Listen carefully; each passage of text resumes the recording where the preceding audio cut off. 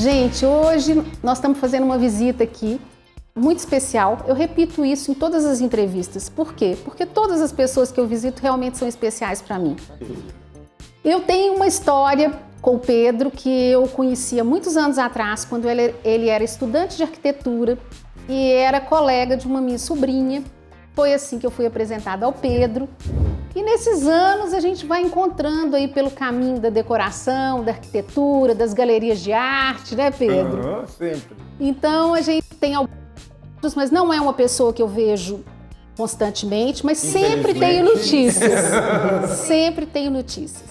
Mostrar a casa do Pedro hoje é um capítulo à parte, porque eu tô com a minha cabeça cheia de coisas voltadas para a arte, porque eu acabei de chegar de um fim de semana em São Paulo, onde eu fui visitar a Bienal de Artes Plásticas e aproveitei e vi mais uma série de coisas, dentre elas a SP Arte e mais outras exposições. E eu cheguei aqui, primeira vez que eu venho na casa dele, já sabia, porque já havia visto algumas fotos numa revista, numa casa Vogue de alguns meses atrás, que a casa saiu, mas assim, tô vendo aqui uma galeria pra gente explorar, né? Arte contemporânea, muito bem colocada, coisas muito importantes que ele vai poder falar para nós. Nós vamos falar um pouco do morar também, porque a gente vai falar com o profissional Pedro, mas vamos falar com o Pedro, dono da casa aqui também, como é que são suas escolhas, como é que você montou esse acervo. E queria falar que o Pedro, quando a gente combinou sobre a entrevista, ele falou: Vênica, quem sabe você chama a Meire para vir também. A Meire, que você, quem acompanha o canal já viu a casa dela, que foi... Quem não conhece tá perdendo.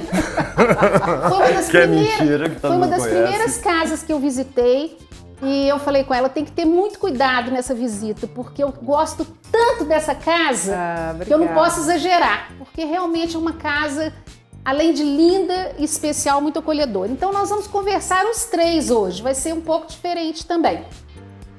Só para falar assim também, o motivo da Meire estar aqui com a gente é porque o Pedro e a Meire tiveram alguns trabalhos em comum na área da moda, né? O Pedro é um arquiteto muito versátil, trabalha na área da moda, trabalha em cenografia também. Cenografia, curadoria, produção de arte, direção de arte, lojas, escritórios, casas, apartamentos, curadoria de arte. Essa história da moda é uma coisa muito pertinente. Meire me convidou para fazer o showroom dela sem me conhecer. Eu fiquei apaixonado por ela à primeira vista. A recíproca é verdadeira, eu acredito. Super. E depois tivemos um trajeto junto uma coisa no Minas cheia Trend, de né? coisas no Minas Trend. E quando ela ia fazer algumas coisas, ela me mostrava. E eu falei sobre isso porque... de chamar Meire, porque Meire fez uma coleção deslumbrante que chamava Casa. Né? Ela foi um dos momentos lindos, aliás, momentos lindos não lhe faltam, mas foi um dos da lindos. Trajetória dela e enorme. E a gente estava muito próximo na época, ela pegou e falou: Pedro, vou trazer toda a minha equipe para sua casa, vamos encontrar eu com a minha equipe, e podia ser na sua casa, de forma que eu queria que você, como arquiteto e como morador, desse para elas a real visão sua em particular de casa, para a gente começar a desenvolver esse projeto. E foi uma conversa deliciosa sobre o morar, sobre o viver, sobre as relações com os elementos, sobre como que a gente faz da casa da gente, no final das contas, um elemento híbrido. A casa hoje ela tem um outro significado, né? A cada tempo isso se modifica em função dos nossos novos hábitos e tudo. E foi um momento que eu gostei muito, que eram pessoas muito jovens misturadas com outras nem tanto, e Meire conduzindo aquela história. Eu não queria que o povo fosse embora de jeito nenhum. Aí, e o interessante foi exatamente isso, né? Esse questionar a casa, né? O que é casa hoje? Será que aeroporto é casa? Né? A gente fica no aeroporto o tempo inteiro com a tablet, ali virou um escritório. Todos os lugares hoje, o hotel que a pessoa fica e trabalha a semana inteira, como isso eu, é casa, né? Acaba botando uma fotinha da mulher e dos filhos e passa a semana inteira e só no fim de semana que ele vai para casa dele. Então, na época, eu lembro que a gente questionou isso muito, né? O real significado de casa. Sim, e desde que a necessidade, desde o ser humano como necessidade básica de abrigo, isso encontrou cavernas, a casa começa a ter significados não só específicos de tempo, mas de demanda individual, ou por abrigo, ou por jeito de viver, ou por formatos aleatórios perante o seu estar em algum lugar, você se apropria desses lugares, né? Então, eu acho que a gente pode bater um papinho bem gostoso sobre esse assunto. É isso aí. Pedro, as suas escolhas aí na arte, como é que você como arquiteto, a arte está muito presente na sua vida, né? A gente até teve um encontro, assim, do nada na Fortes da Loi, né? Na Fortes da Loi, lá em São Paulo, a gente se encontrou há uns 3 meses atrás, eu quis conhecer a galeria, cheguei lá, tava o Pedro numa reunião lá com a moça. Fazendo negócio. Eu ainda falei assim, ó, eu falei com ela, eu marquei um encontro, ela tomou o maior susto, e ele também, que olhou assim, eu marquei um encontro com ele aqui. Eu não assustei não, falei assim, eu vejo que você tava brincando, poxa. Fiquei felicíssimo de te ver aquele dia, velho. Toda vez que eu te vejo, eu fico muito feliz. Então, assim, o seu olhar para a arte, desde a escola, você veio com isso, você foi alimentando isso como? Eu sei que, assim, o repertório da gente melhora a cada dia, a partir da hora que a gente visita, a partir da hora que a gente vê exposições, que a gente compra livros. Mas como é que foi isso aí para você chegar nesse ponto e hoje tá fazendo curadoria de arte, tá tão enfronhado e conhecendo o top do top da arte? Sim. Na verdade, vendo que a coisa aconteceu de uma forma muito natural. Meire sabe disso, inclusive. A Vanessa Lamoni era uma amiga que eu tinha na faculdade de arquitetura. E o Marco Paulo Rola eles eram colegas na Belas Artes, eles faziam Belas Artes e faziam arquitetura, eu fazia arquitetura de engenharia civil. Todos nós fazíamos 2 cursos, éramos enlouquecidos. E em um determinado momento a Vanessa pegou uma série de trabalhos do Marco Paulo para vender para os amigos. E me chamou e me mostrou. Quando eu vi aquilo parece que a coisa entra dentro de você de uma forma. Eu comprei o trabalho assim. Na época, eu nem tinha o dinheiro para pagar, eu trabalhava fazendo um tanto de coisa, mas eu falei, para pagar de 10 vezes? Ela falou, pode. E aí, eu comprei o primeiro trabalho de arte. O primeiro trabalho de arte, esses casos são quando ótimos, ele te emociona, aquilo tem um valor tão estratosférico, o dinheiro vai em último plano, e parece que é uma coisa que você é picado pela arte. E você comprou um trabalho forte, né? Muito, não é esse, é outro. Sim, mas eu tô falando, o trabalho dele sempre foi forte. O trabalho dele sempre é forte. E era um trabalho, ele tá até lá dentro. Porque a coleção não fica sendo modificada, né? Porque chegou num patamar que eu tenho um lugar só para guardar as outras peças e tal. Não cabe na casa. Não cabe. Eu queria morar num lugar maior para caber tudo, porém eu não vou largar esse vazio que tem aqui em frente. E ao longo do tempo, eu comecei a me relacionar com muitos artistas de Belo Horizonte, saíamos para jantar, eu, Marco Paulo, Rivane, Cíntia Marcelli, junto com a Vanessa, que era meu amigo, que eram os amigos dela da Belas Artes. E comecei a ter contato com pessoas de um formato de pensamento humano muito específico, uma pesquisa estética enlouquecedora, e os resultados dos trabalhos eram lindos. E nessa hora, lembro do Mikado, uma mesa assim, cheia de gente de arte, só eu que era da arquitetura, a Vanessa era da arquitetura e da arte. E eu era a figura que mais tinha interesse, claro, porque eles viviam dentro do assunto, eu era mais perguntador. Claro. E dentro disso eu comecei a fazer pesquisas e compreensão real. A história da arte sempre está presente diretamente com a arquitetura, porque se confundem, né?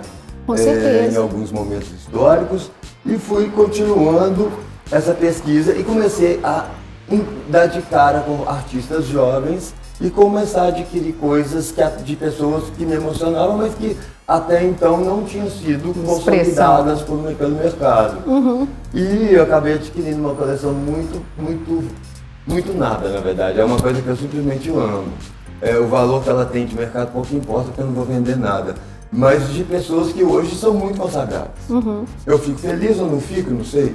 O que me interessa é o tanto que eu gosto desse assunto, o tanto que isso me deixa feliz de estar cercado de conteúdos com os quais fazem parte do meu jeito de ser, das minhas crenças, da minha forma de relacionar com o mundo, da história da liberdade, da democracia, dos pontos de vista humanistas na sua síntese, das pesquisas estéticas em função de questões individuais também, que são psicanalíticas, ora simplesmente da dor, E a arte, ela é simplesmente uma estrutura de manifestação de conteúdos da percepção individual perante um tempo, né? E isso é muito fascinante. Com certeza, ela permeia... permeia... né, Você faz isso. Por isso que eu te chamei. Mas sabe o que eu acho também, Pedro? Assim, também. Eu queria falar um pouco assim da arte, mas do seu trabalho também. Sim. Eu lembro da primeira vez que eu vi um trabalho seu na Casa Cor. E eu fiz uma poesia para ele, para o Pedro. Mandei a poesia, ele falou: você não mostra isso para ninguém.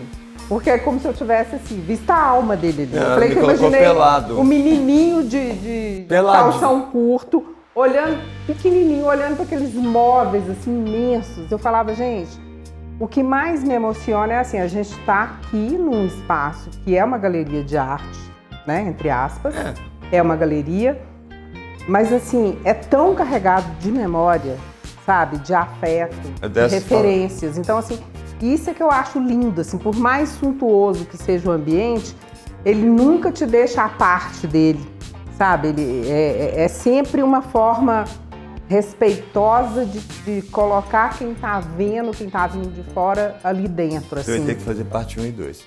Continuar mesmo. É maravilhoso, eu acho maravilhoso, a gente não se sente um estranho aqui dentro, eu não tô numa galeria fria. Você não tá numa galeria... se isso me levasse a escada da casa da minha avó, não sei o que, sabe? É muito legal. É muito legal, a arte tem esse poder. E se cercar dessa estrutura no seu dia a dia, que é tão duro, me tranquiliza muito essa contemplação, passar por essas histórias. E cada trabalho que existe hoje aqui, todos eles têm uma relação muito próxima com os conteúdos. Ou da pesquisa do artista, ou com a própria história daquele trabalho em si. Esse trabalho da Bárbara Wagner, para mim, é uma coisa de chorar, assim. Quando eu vi esse trabalho dela no Prêmio Pipa, eu fiquei numa felicidade de ver essas pessoas tão felizes e tão bem retratadas. Quando eu vi o processo dela, a coisa ficou mais incrível. Mas independente disso, eu acho que se a gente for ficar falando de cada objeto que está aqui, a gente vai ficar até amanhã. Vão retomar aqui.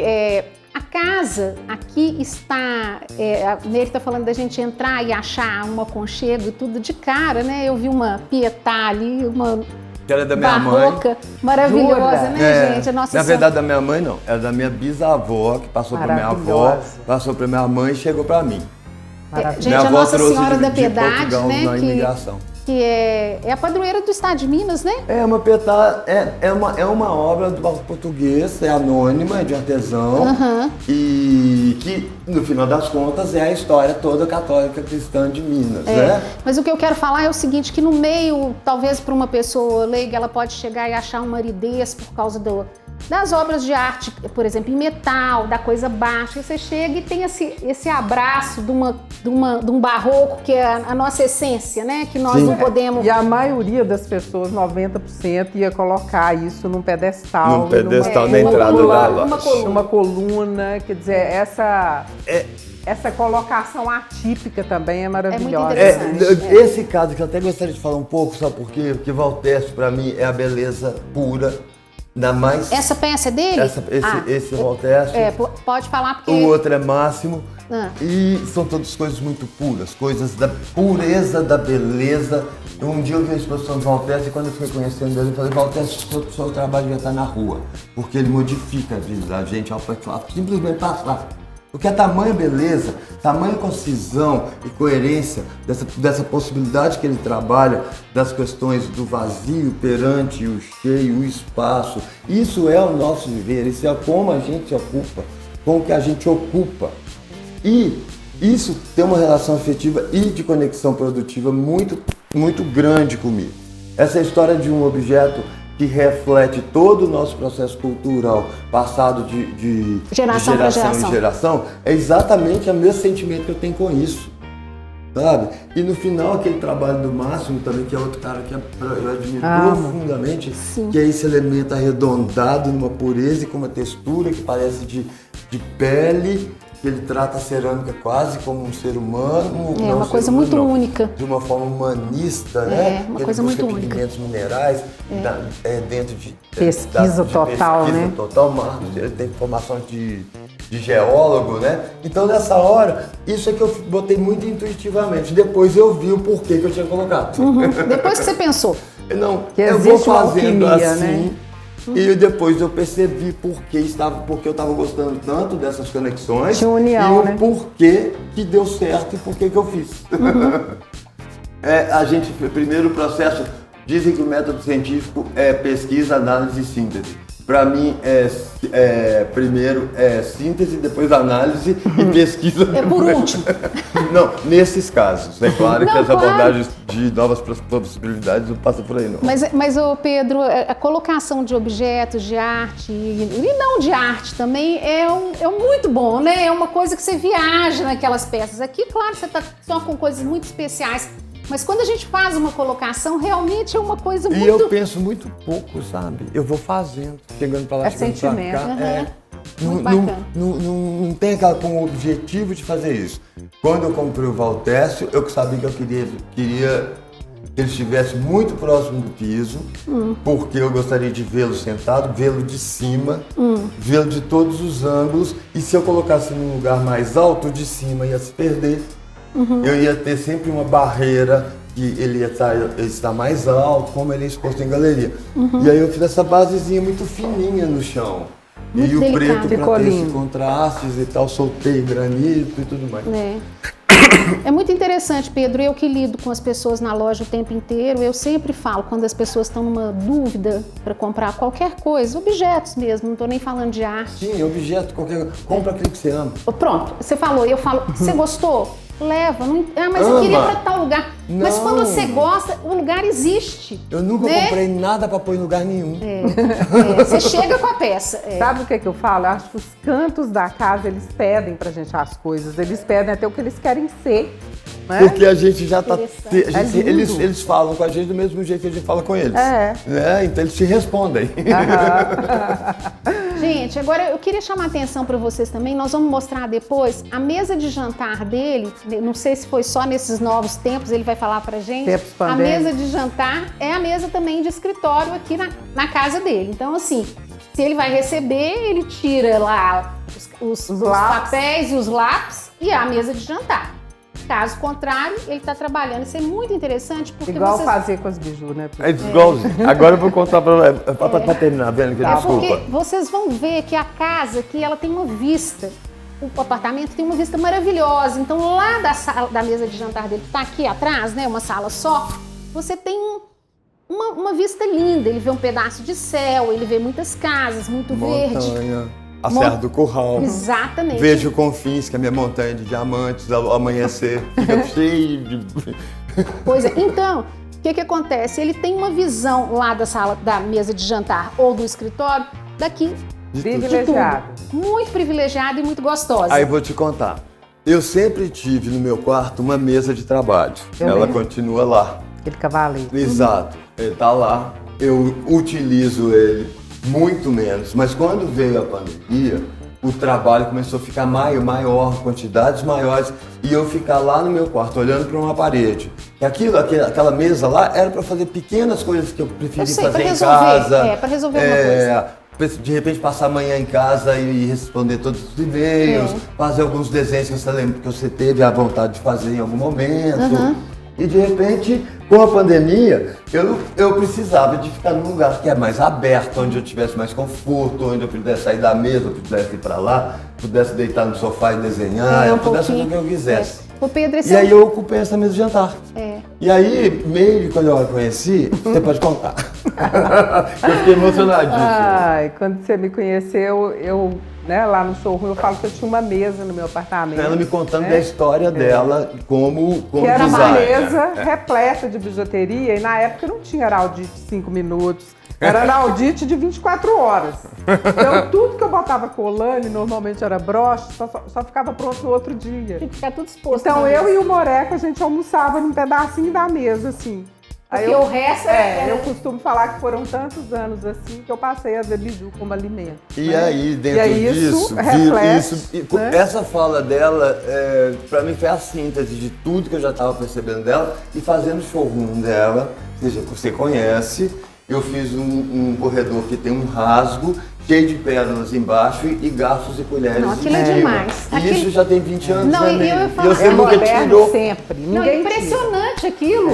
Parece que foi feito O ontem. objetivo daquilo era para inauguração e a Meire fazer, a gente fazer composições, foi ela fazer. Foi uma instalação, né? Aquilo foi uma leitura mas a gente em não objeto. sabe fazer mais bonito que aquilo, mas não. era para ela naquele lugar contar a história de cada coleção na hora que as pessoas entrarem. Existe. E aí nunca mais o negócio saiu. É tipo a história do Vatel, cozinheiro do rei. Exato. Se não fizesse o melhor jantar, ele ia morrer. Ô Pedro, isso que você está falando aí é uma coisa também que eu gosto sempre de colocar assim, para a realidade dos clientes, né? Que às vezes a pessoa compra um apartamento maravilhoso e faz uma sala de televisão. Eu falo, meu Deus, a gente tem que ficar mais no melhor lugar da casa, né? Aproveitar melhor. Aí faz aquela coisa pequenininha onde a família vai encontrar. A gente tem que usufruir. Do jeito que você acha melhor, né? Eu, por exemplo, não tenho televisão porque eu não gosto de televisão. Adoro televisão para dormir. Eu ligo ela e durmo. Para ninar. Exato. Eu gosto de ver filmes e tal, então eu tenho no meu quarto. Eu acredito que quando eu recebo pessoas e quando eu estou aqui, a televisão ela tem um poder tão absurdo que ela te coloca, ela consome teu olhar para lá ela rouba e desconecta tudo. Ela pode estar sem som. É verdade. Restaurante que tem televisão não entra. Ah, não.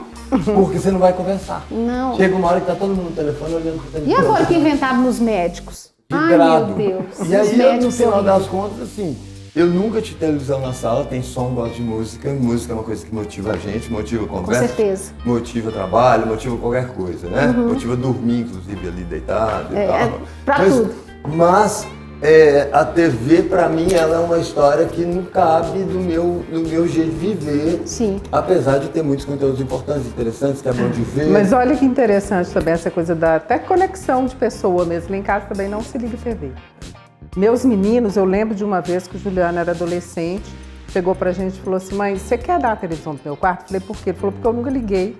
Tipo assim, ele tinha televisão no quarto, ele nunca ligou. Ninguém liga a TV pra ver isso, ver aquilo, né? Só isso, especificamente. Ou um jornal, ou o jornal hoje você vê no celular, você liga só pra ver filme. Se o nome do programa da Vênica é Casa Viva, a gente está no playground aqui da Casa Viva, porque o Pedro tem capacidade de mudar esse apartamento 1000 vezes. Se você vier aqui 10 vezes, vai ter coisa diferente, vai ter coisa em lugares diferentes, vai ter coisa que ele some daqui, guarda lá. O layout todo diferente. Tudo. É impressionante a capacidade de mudança. E isso é bacana porque a maioria das pessoas que moram em casa tem uma dificuldade gigante de mudar as coisas. E a Vênica vive falando isso. Se chama móvel, é porque é móvel. Móvel, é mobilidade. Mobilidade. Isso aqui estava do lado da minha cama, eu trouxe pra gente botar a aguinha. Pedro, vamos aproveitar esse gancho, vamos falar agora um pouco do mobiliário, que eu tô vendo que é todo especial. Chegou essa mesa aqui, a gente já ficou encantado com ela, com ao mesmo tempo uma coisa compacta e super leve. Aí você já falou que ela é grifada, né? A então, grife quer dizer qualidade, né? Também não. Só isso. Também. Vitra, né? Então, fala pra nós um pouco das cadeiras. Do que a gente tem hoje? No que a gente tem aqui, agora. Legal. Então, na verdade, é o seguinte, esse momento do apartamento, ele veio de uma viagem que eu fiz, eu fiz pelos nórdicos, pela Finlândia, Dinamarca, Finlândia, Dinamarca, Noruega, Suécia, e eu fiquei muito, muito fascinado com o trabalho de Alvar Aalto. Fui conhecer a fábrica da Artec. Teve fui a convite da Ine, a Juliana me convidou, que ela representava esses móveis na época. Foi maravilhoso. E voltando, eu percebi que eram coisas que estavam na minha mente, que sempre fizeram parte do meu universo, e eu não tinha esses objetos. Que na verdade eu tenho uma coleção de design e de arte de coisas pelas quais eu me apaixonei pelos seus conteúdos, pelas suas formas, por tudo. E eu fui adquirindo ao longo do tempo e nunca coube no lugar que eu morava. Então eu tenho um lugar onde eu guardo tudo. Então, nesse caso, eu tenho esse trabalho do Alvar Aalto, que é essa chaise, que eu acho algo inexplicável. Isso é de 1923. Durante o movimento do pensamento modernista, né? Gente, só uma parte aqui interrompendo o Pedro, e tá tudo voltado, vocês vão ver no filme, e tá tudo voltado para a parte da linda, vista. né? A gente fica vendo isso. Então, assim, é muito interessante, porque a casa está num formato que a gente podemos, as visitas, podemos assentar todos aí, cada um senta numa cadeira, vai ficar todo mundo. Nós vamos viajar. Exatamente, fazendo uma admiração aqui. Pode continuar. Exatamente. Só para falar, isso tá muito legal. E às vezes, antigamente era uma enciclopédia. Hoje em dia, assim, o HD começa a ficar cheio, então às vezes eu esqueço o nome dos designers sim, e tal, sim, mas faz parte. Faz parte. Mas no final das contas, eu fiz uma composição de contemplação mesmo, minha e de quem vier pra cá. Sim, sim. Então, do mesmo jeito que eu tenho essa chaise que eu deito e leio e durmo, e tem esse banco onde a gente vai pegando mais banquinhos e junta todo mundo aqui. Ou então tem aquela história do sofá ali na frente, que depois vou mostrar. Então esse sofá do Jasper Morrison também era outro sonho de consumo, porque além ele ter um volume que me agrada profundamente, ele ergonomicamente é perfeito para mim. E ele tem um apoio de cabeça que é delicioso, que você pega e fica ali deitado. Eu deito para lá, vejo vista, eu deito para cá e vejo, boto meu computador ali, vejo TV, essas vejo quinas série. arredondadas. Exatamente. Ele, mais uma coisa que conspira a favor da vista também, ele não barra. Ele não barra, ele é baixo. E ao mesmo tempo ele é confortável. Sofá baixo confortável nem sempre é real. Não, é raro. Então eu tenho esse. E tem ali a mesa de centro, tem da coleção branco e preto, que foi a primeira reedição da Etel. E quando a Etel reeditou, ela me mostrou e me falou: Pedro, eu queria que você mostrasse isso primeiro para todo mundo. Foi quando eu fiz a Casa Cor de 2003, que foi na Grão Mogol. E fiz uma sala de jantar com a mesa branca e preto, com as cadeiras, com a mesa lateral, com uma série de outras peças, todas eu achei dessa coleção. eu ia falar, ela é uma mesa de época. Sim, porém é uma reedição. E o legal reedição, a reorganização desse pensamento da coleção branca e preto era um escritório que existia no centro de São Paulo com 4 arquitetos. Eu sei a história. Começaram a produzir móveis para casas modernas que começavam a existir. As casas modernistas não tinham móveis compatíveis com desenho. O mobiliário era francês, era inglês. Exato, a casa modernista, mas com aqueles objetos que não tinham a compatibilidade. Ou então eram móveis internacionais. Então foi o primeiro momento que o design brasileiro se posiciona perante um movimento estético arquitetônico e faz essa conexão. Isso é muito bacana, muito importante para a gente saber aquela disso aí. Mesa Sarinen também, eu acho que é um dos objetos mais lindos que já foram produzidos. Né? Puro. Mas só que eu fiz uma corrupção dela, eu a corrompi, porque essa base é a base original com tampo de 50. E eu coloquei o tampo de Corian, não, ele é redondo. Ele é redondo? Eu coloquei de Corian, que é leve, mas eu queria ela de 80, porque de 50 ela não existe, de 80 ela é baixa. Pedro, fala dessa cadeira aí que me lembrou um pouco Mondrian, mas assim, queria que você falasse sobre ela. O Adrian Godrum, ele fez essa cadeira stick, que é para Capellini, e quando eu a vi, olha, o design aliado à tecnologia me deixa enlouquecido. Normalmente, a minha paixão é essa conexão.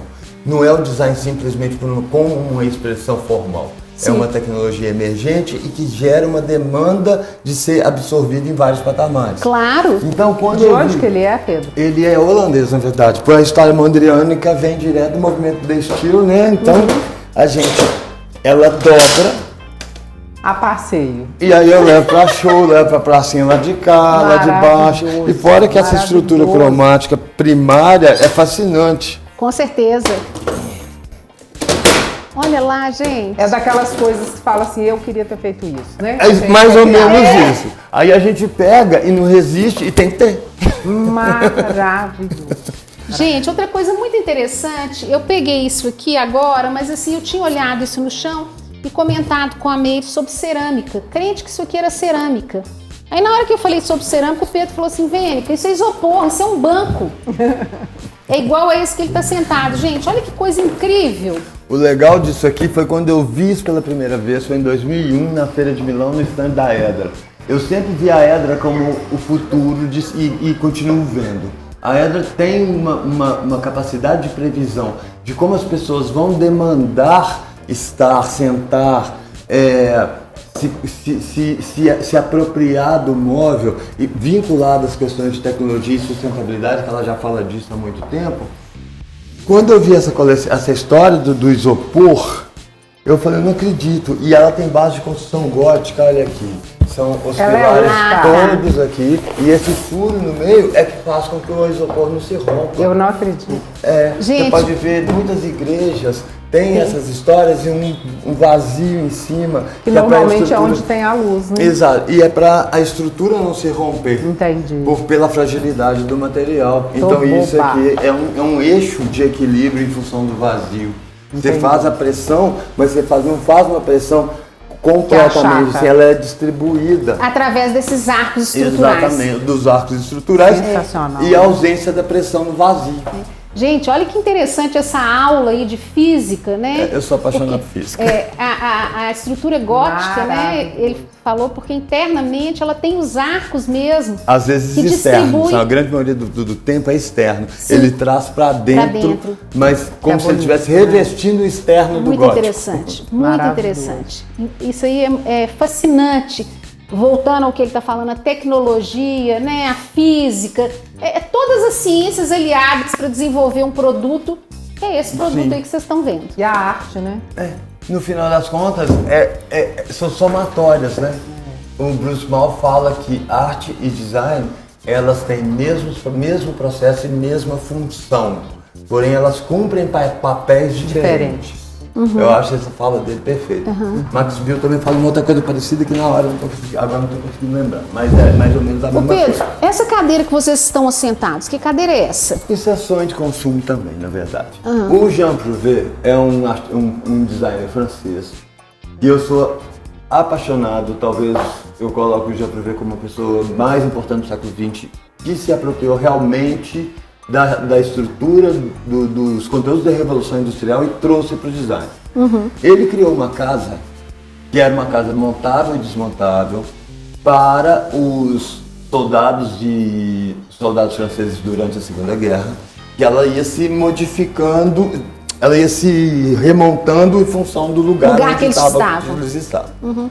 Essa casa, quando eu a vi montada no museu, eu simplesmente, foi uma das coisas muito emocionantes, porque é de uma simplicidade, de um material completamente, se você pensar, barato para a época, uma caixa metálica, onde os perfis se encaixam dentro de uma estrutura, e os móveis que existiam dentro da casa eram essas duas cadeiras, essa mesa, aquela outra cadeira, e as cadeiras dessa mesa que não estão aqui, mas elas têm, e as camas eram um colchão no chão. Quase monástico, né? Austero. Franciscano, monástico. Exato. E dentro disso, eu fiquei muito fascinado. Eu já era fascinado. Era louco para ver essa casa de alguma forma. E é exatamente essa ausência de outras coisas que chamava para a beleza do que estava lá. Exatamente. E como ele, por exemplo, entendia que precisava de uma cadeira que tivesse resistência e que ao mesmo tempo não fosse uma estrutura que afastasse a pessoa, já estava em situação de estresse o tempo inteiro, né? Então, você vê, um contraplacado. Ele pega, você pode ver que as soldas aparecem, não tem aquele cuidado de fazer aquela coisa puríssima. Ela tinha que cumprir uma função adequada, então a solda aparece, os cortes são todos tubulares. Você acha que para ter mais resistência para essas... Não, para menos acabamentos, ter mais rápido, para produzir mais. Entendi. Que era produzido em grande escala. Tô olhando a mesa aqui também. A mesma coisa acontece com a mesa. O pé é de metal? É de aço. Olha, achei que era de madeira. E essa, por exemplo, você já viu madeira curvada que eles botam prego aparecendo? Prego não, prendedor aparecendo? Não. Eles estão sempre por baixo, claro. madeira, toda a estrutura é exposta para ser rápido, mas delicadamente, com um bom gosto absurdo. Álvaro Alto já tinha desenho. Essa coisa do estreitamento na ponta, né? Sim, e ela é o lugar para você pensar, ela tem uma ergonomia perfeita. E isso acontece, isso me fascina muito. Você adequar os seus conteúdos de pensamento, de design, no momento para necessidade, à tecnologia disponível a e fazer isso adequado à função que ela vai cumprir. É emocionante, emocionante. E aquela cadeira ali também com braço de couro fazia parte dessa história. Também era uma cadeira para você descansar mais, fazer planos, fazer reuniões, planos. Cadeira maravilhosa. Descansar, como ela tem um apoio de cabeça. Que se movimenta. E você pode ver que a conclusão da estrutura de metal também é... Como fala? Também a solda aparece em volta. E a história do braço de couro é que o lugar de colocar o braço deve ser um lugar macio. Não adiantaria ele colocar um tecido que ele ia estragar. Agora, uma fita de couro ou uma fita de alguma coisa, você recompõe em qualquer lugar, em qualquer... e amarra embaixo e ela continua sendo gostosa. Entendi. Então, o mais legal do Jean Prouvé é como que ele estabeleceu Pensava na função plena, né? Plena, abria a mão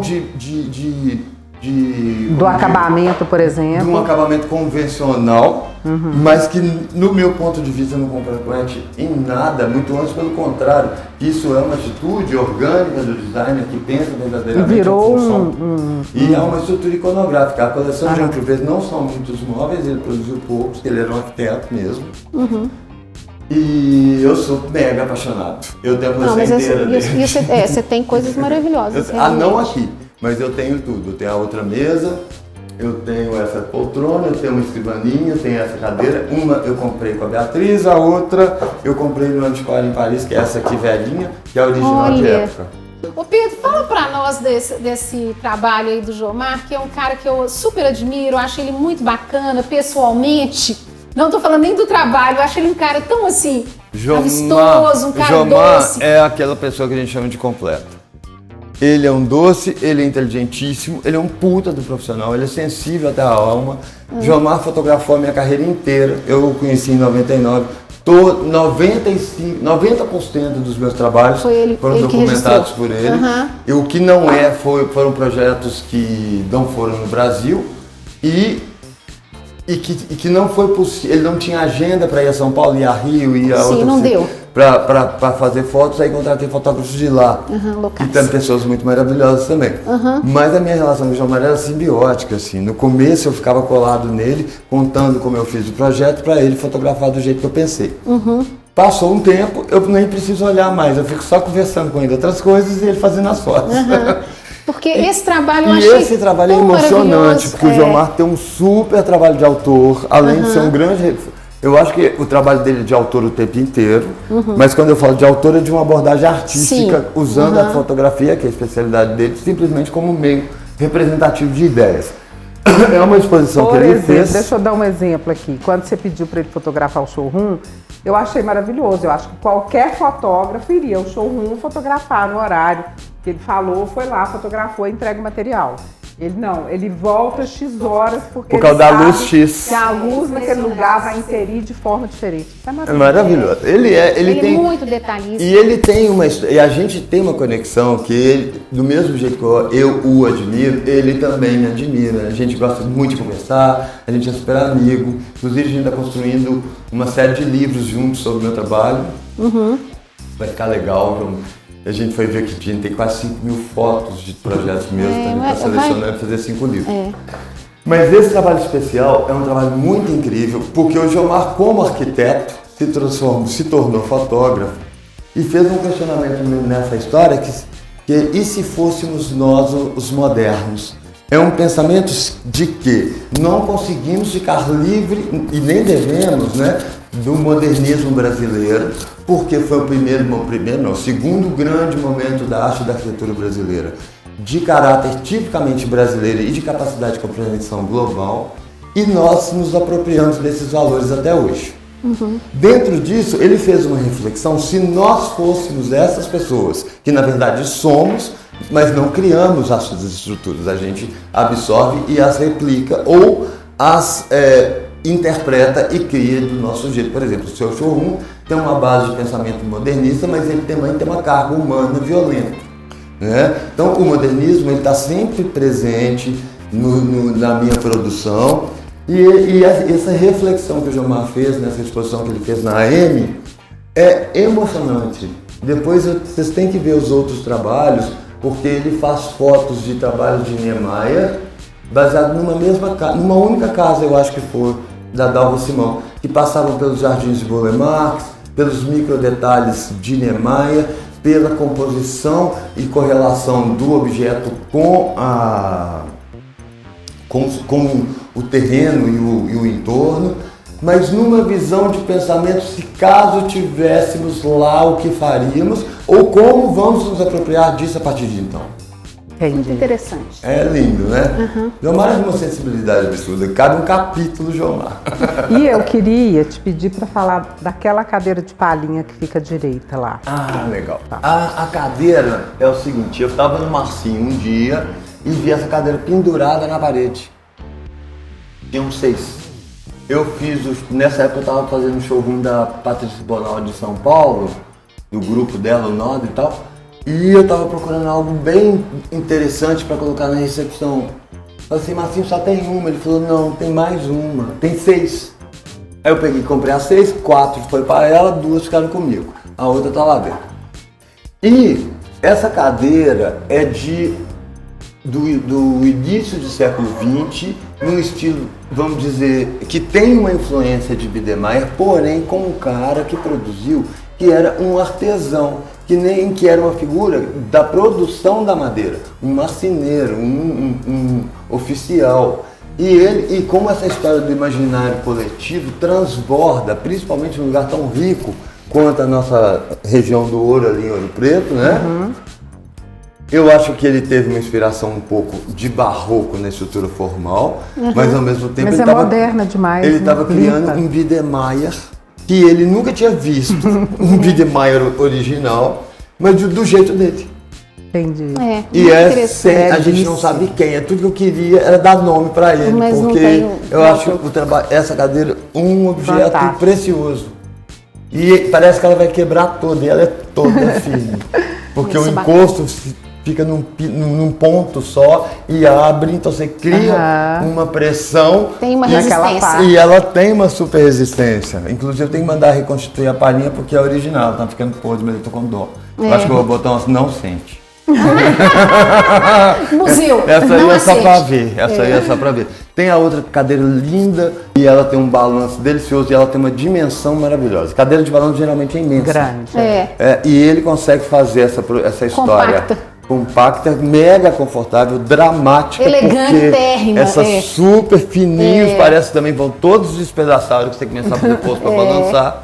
E ela tem um balanço que tem um nível de balanço que é o balanço gostoso. Ela não vai lá atrás que você fica com medo de voltar. É um pouco de balanço.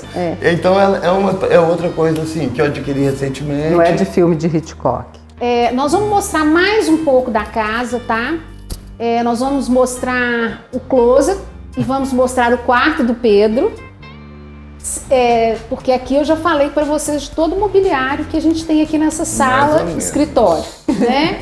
Quase tudo. Aqui a gente tem um apoio também, uma peça de chapa, que eu achei muito interessante. Tem alguma... Na verdade eu desenhei isso em 2001, que era um box de inox. Que ele era com uma tecnologia também nova, que a gente comprava a chapa já dobrada no tamanho, e ela era só soldada por dentro e depois dava polimento, ficava unificado. Logo em seguida eu desenhei com o aço carbono natural. Esse eu usei na mesma casa cor da coleção branca e preta, onde eu coloquei exposto em cima uma série de recortes do terreiro. Eu fiz 2 peças dessa. E eu tenho as 2 ainda e eu fico andando com elas. E em cima delas tem coisas do meu... por exemplo, tem os objetos da Alva, que a Suzana e o Play são super meus amigos. Grande parte disso aí é presente. Aí você põe com uma cruz, com um crucifixo. Exato, esse crucifixo. Essa mistura que esse é crucifixo linda, né? também era da minha mãe. Com castiçal. Aqui máximo. Aquele castiçal de velas eu comprei na África. E essa peça, Pedro? Essa peça é um trabalho do Irã do Espírito Santo que tem uma história muito legal, porque eu vi uma matéria do Irã que era uma meia paginazinha assim na Brava, muitos anos atrás. Eu vi tinha essa lâmpada falando dele como um artista de futuro. Isso foi em 2002, 2003, mais ou menos isso. Quando eu vi aquilo, sabe o que é outra coisa, você pira. Descobri a galeria, fui para São Paulo, eu e Leno Pinheiro, e fui lá e comprei essa lâmpada. Gente, então essa peça aqui seria um aparador que também podia estar em qualquer lugar. Ele já teve como aparador, mas ele está sempre... Uma vez eu tenho uma obra do Éder Santos, que é uma exposição, que é um vídeo, onde é um projetor pequeno que tem uma garrafa com um barquinho dentro e projeta o céu dentro da garrafa. Aí ele ficava aí, com essa história. Cada hora ele cumpre uma função, às vezes eu deito ele fica baixo, coloca um tanto de coisa em cima. Ah, sim, também. Boa dica para quem está assistindo. Gente, olha, ficar de olho vivo mesmo, porque a versatilidade das peças, a valorização de pequenas coisas, isso é que é palavra de ordem, gente. Isso é que tem que ter na cabeça da gente. Sabe o que eu acho lindo também? Assim, às vezes os meus filhos, eu nem sei, acho que foi a Aleca que falou uma vez. Gente, eu achava que esse negócio seu aqui era original. Aí eu cheguei na casa da Vênia, eu vi que você copiou dela, e a fulana que foi não sei aonde também já fez. Então, assim, a Vênia costuma pôr umas jarras virada, deitada, né? Aquelas de Murano. Aí você chega lá e fala assim, mas todo mundo põe em pé. Eu também posso. Então eu posso pegar meu armário de chapa e deitar? É maravilhoso. É muito legal isso. Eu tenho um trabalho que está ali no corredor, do lado do trabalho da Rosângela Renan, que é um trabalho muito emocional. A Maria de Galaura é uma artista e, na verdade, eu a conheci desde criança. Ela é aquela mulher muito moderna e tal, mas abriu mão da arte em função de casar, família e etc. Ela entrou na Guinhar aos 60 anos. Qual que é o nome? Maria de Galaur. Tem um acervo de morrer de trabalhos, uma aquarelista de primeira categoria. E ela fez um trabalho especialmente para mim. Eu falo com as filhas dela, que são super minhas amigas também, que eu tenho um masterpiece de Maria. E Maria fez um bordado com rendas e objetos da vida dela inteira, ainda pôs uma fotinha 3x4 dela pregada. Eu falei, a masterpiece é minha. E me deu de presente. Igual Meire me deu esse objeto deslumbrante. Essa história quando eu visitei a tribo dos Chicrinhos no Pará, quando eu estava fazendo um trabalho para a Fiat, eles me deram esses cintos. O Zanini me deu um trabalho que está ali em cima. Etel me deu uma caixinha. A Júnia, nossa, meu amor querido, me deu aquele bolzinho todo de palhinha, delicadíssimo. Lindo. Aí tem aquela garrafa que a Etel me deu também, que ela produziu no Acre.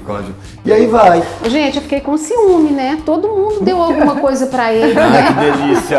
Então já vamos pensar onde colocar. Então, gente, olha, aqui pra finalizar, eu queria falar com vocês que eu estou super feliz de estar aqui, de poder escutar o Pedro, né? Que é essa pessoa que tem uma bagagem aí muito grande para contar pra gente de vivências aí por esses caminhos da arte, da decoração, da arquitetura. E agradecer ao Pedro por nos receber aqui com tanto carinho nesse espaço único, né? Eu, na verdade, eu tenho que agradecer em dobro. Primeiro que a gente já tá... esses objetos da Lígia são lindos, essas reproduções são lindas. Isso é uma marca registrada nossa, porque o João é o representante nacional. Do trabalho da Lígia? Ai, que lindo. Esses bichos são maravilhosos. Obrigado. Então, agora eu vou pensar onde pôr, mostrar a casa pra alguém, você vai falar, aquele ali foi a Vênica que me deu e tal. E aí eu vou. Te agradeço muito de ter convidado o Meire e de ter vindo e de ter me esperado terminar de arrumar, porque eu chego atrasado. E aqui, gente, lembrar pra vocês que a gente tem no canal, né, o programa da Casa da Meire, que é uma casa muito especial. Muito especial.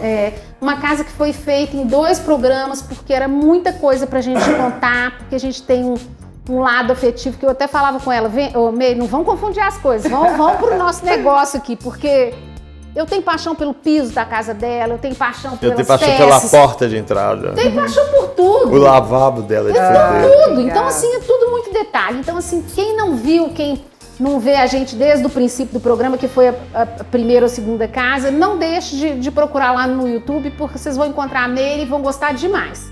Mais uma vez, muito obrigada e até a próxima.